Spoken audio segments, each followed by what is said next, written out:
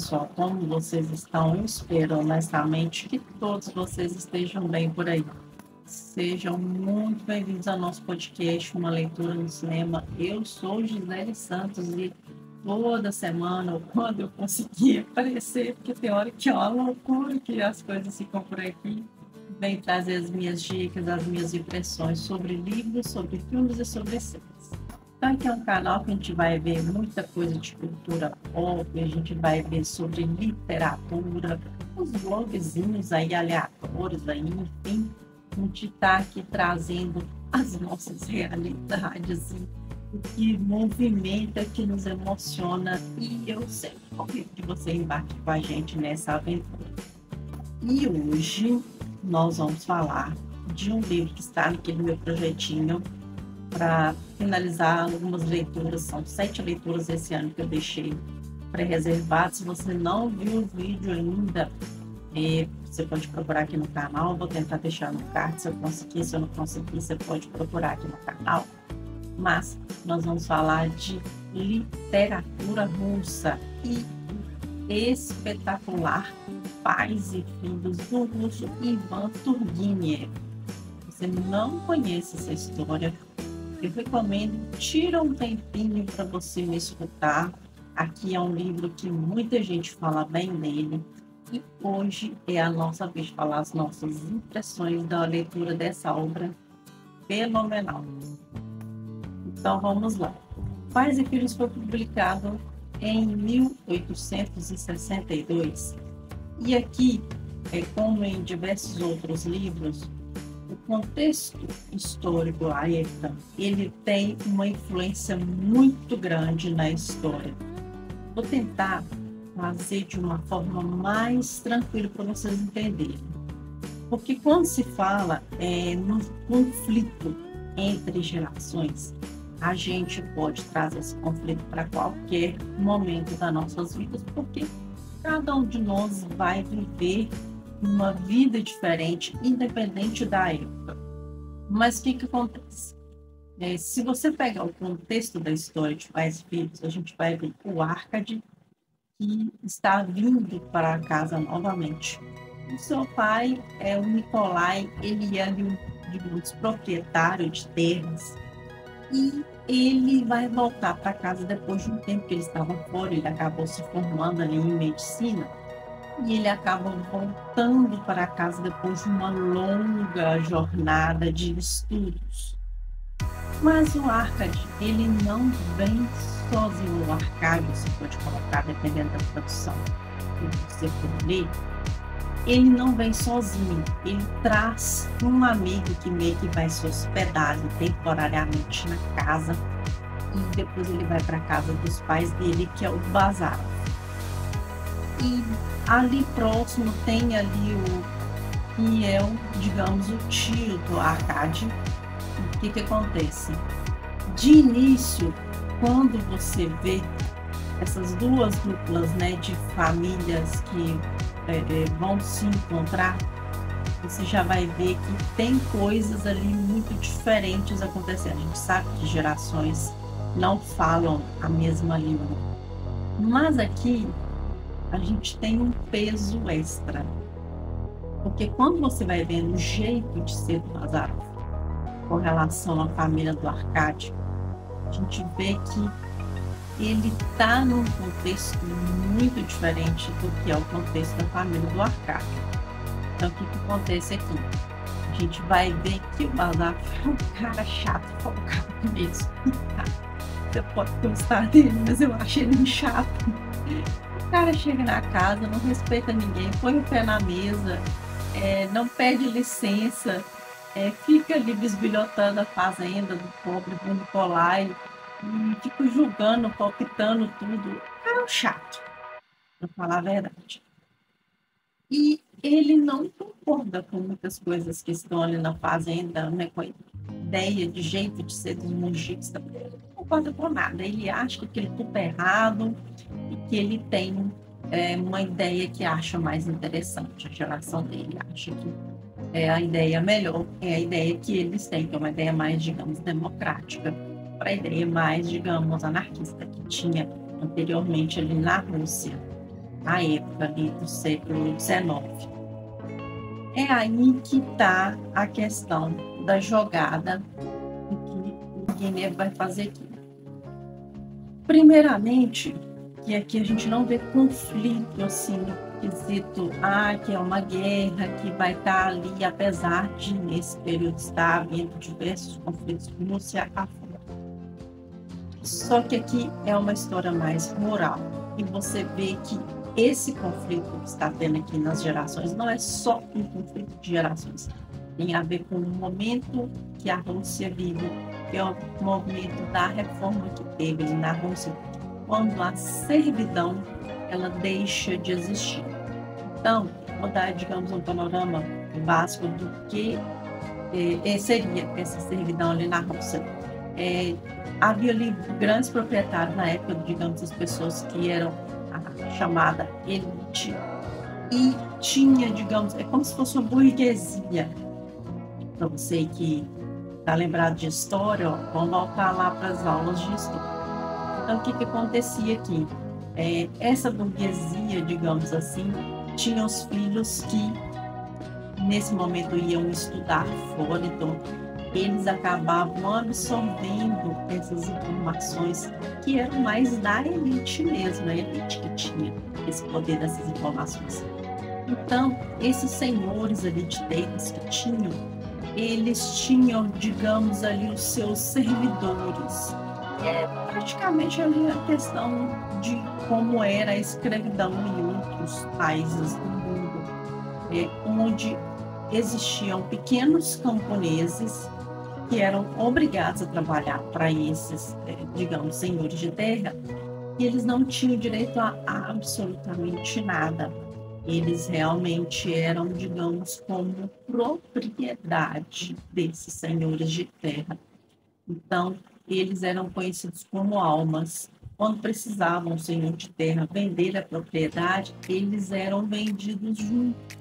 É como se eles fossem um item, digamos, da sua herança, da sua partilha, da sua propriedade. Eles não tinham direito de nada. Eles não tinham direito à casa onde eles moravam, eles não tinham direito ao que eles produziam, eles absolutamente não tinham direito a ter nada.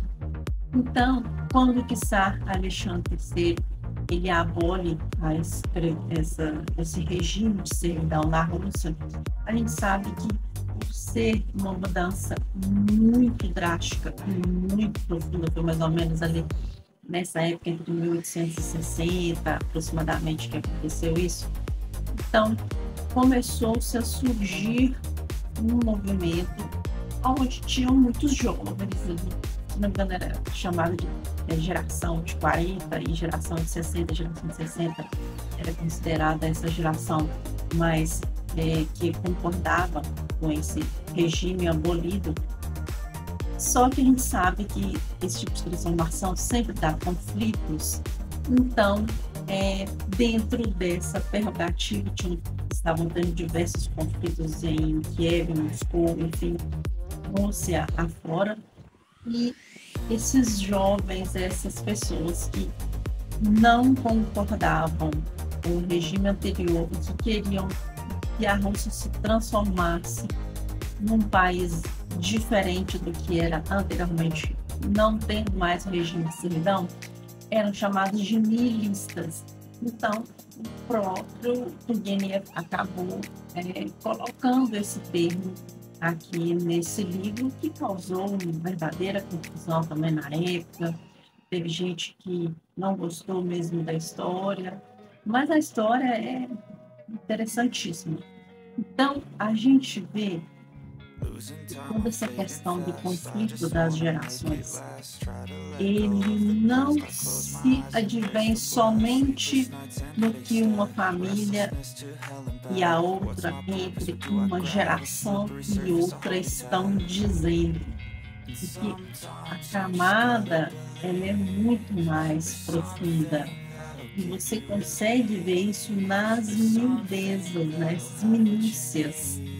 que o autor coloca nessa história. Isso faz a história ficar incrivelmente interessante. Ou seja, para você ver sobre essas grandes transformações que ocorreram na história da humanidade, a gente tem sempre de ver elas advindas da cidade, sabe?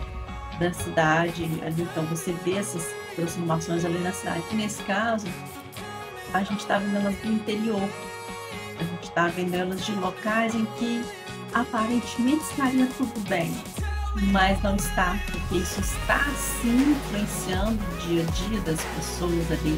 Inclusive os mujicas eram considerados pessoas mentirosas, pessoas que enganavam, pessoas que eram trapaceiros, sabe?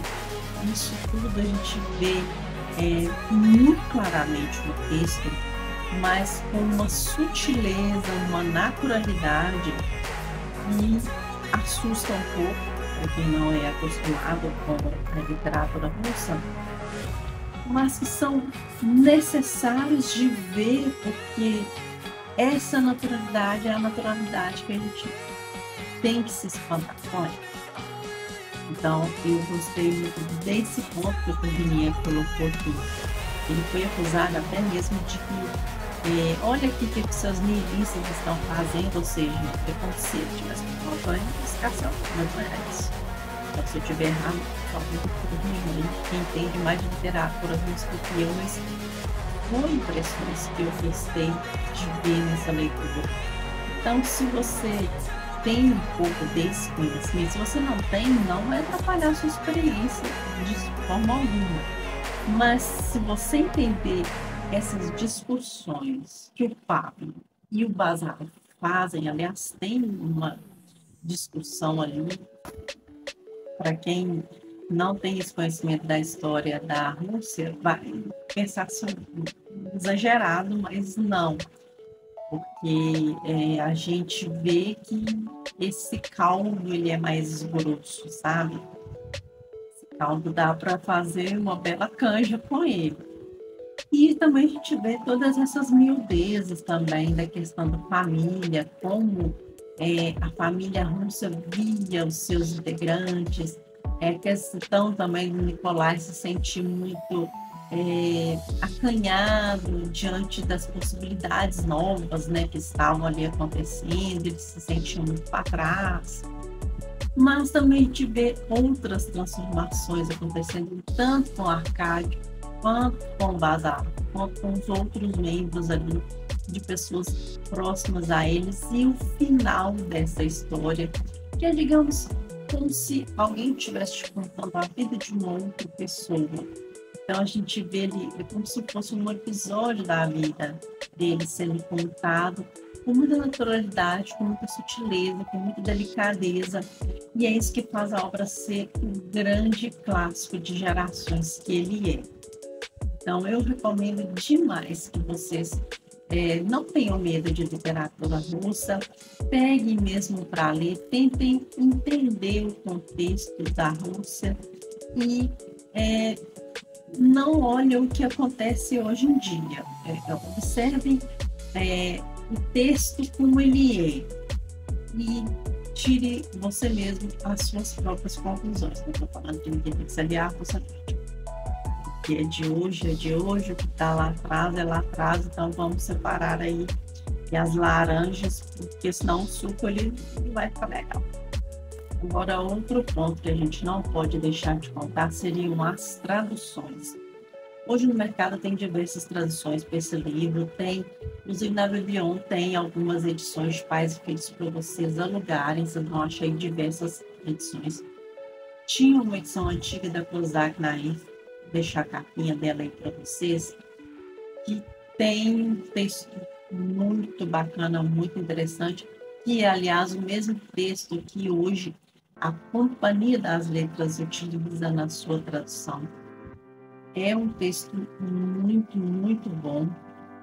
Eu tenho esse livro digital, então recomendo, se você gosta das edições da Companhia das Letras. A edição está muito bonita também, muito caprichada. Recomendo muito. Eu esqueci de anotar, cabeça nem ruim. Esqueci de anotar quem que são os tradutores da edição da Companhia das Letras da COSAC. Tem também a edição da editora Antofágica, que é também uma edição muito boa. Ela estava disponível anteriormente no Kindle Unlimited para alugar, né, para você poder pegar emprestado, ler e depois devolver. Na Biblion também, essa da editora Antofágica está disponível, a tradução é excelente também, principalmente para você que não está habituado com ler clássicos. Às vezes eu acho que essas edições da Antofágica, elas são assim, traduções mais atuais. Eu acho que, para quem não tem o costume, são edições muito interessantes para você começar a ler clássicos também. Não precisa começar com os grossos, não. Vai nos fininhos que é show de bola. O Viniev tem umas outras obras que em breve eu quero trazer elas aqui para o canal. Acho que vocês vão surpreender muito com a literatura russa.